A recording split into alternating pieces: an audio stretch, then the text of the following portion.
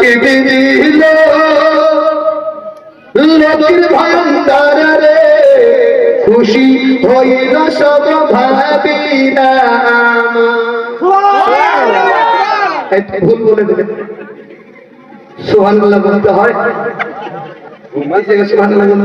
বদল হচ্ছে না, নাচ শরীফ নয়, হামদ বাড়ি চলো নয়। লক্ষ্মীর ভান্ডার দিচ্ছে কে? দিদি মমত দিচ্ছে। মমত লক্ষ্মীর ভান্ডার দিচ্ছে, এদের ক্ষমতা পাচ্ছে নাকি জোর দেখাচ্ছে। মমতা লক্ষ্মীর ভান্ডার দিচ্ছে, তার জন্য সুবহানাল্লাহ বলা দরকার হবে না। তবে একটা কথা বলি, মৌলভী সাহেব জলসা করছে, জলসা করতে মায়েরা খালারা, একটা মহিলা দুনিয়াতে নাপাক অবস্থায় থাকতো, ওই মহিলাটা সর্বদাই বেপরদায় চলতো, টেনে টেনে জাহান্নামে নিয়ে যাচ্ছে। পিছন দিক থেকে যতগুলো বসেছিল বলছে সুবহানাল্লাহ। মৌলভী সাহেব সব বলছে কি ব্যাপার, একটা মহিলাকে জাহান্নামে নিয়ে যাওয়া হচ্ছে আর আপনি বলছেন সুবহানাল্লাহ।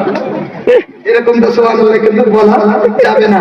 বিশেষ ক্ষেত্রে সুবহানাল্লাহ বলতে হবে, মাশাআল্লাহ বলতে হবে, আলহামদুলিল্লাহ বলতে হবে, আল্লাহু আকবার বলতে হবে। সিস্টেম নাকি বলেন? তবে সুবহানাল্লাহ বলবেন না, চুপচাপ শোনেন আর চিন্তা করে দেখেন কথাগুলো বাস্তব কিনা, মেলে কিনা একটু দেখবেন। দিদি দিল লক্ষ্মীর ভান্ডার রে, খুশি হইল সব ভাবিরা আমার, খুশি হইল সব বৌদিরা আমার। প্রতি মাসের শুরুর দিকে লক্ষ্মী ভান্ডারের মেসেজ ঢোকে, প্রতি মাসের শুরুর দিকে লক্ষ্মী ভান্ডারের মেসেজ ঢোকে। পাড়ায় পাড়ায় গিয়ে তারা মেসেজকে করে যে উদ্ধার।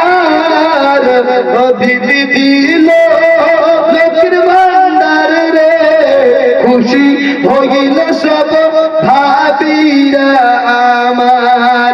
ও ভাই টাকা গুলি তুলিবার কালে স্বামীর নাকি প্রয়োজন পড়ে, টাকা গুলি তুলিবার কালে স্বামীর নাকি প্রয়োজন পড়ে।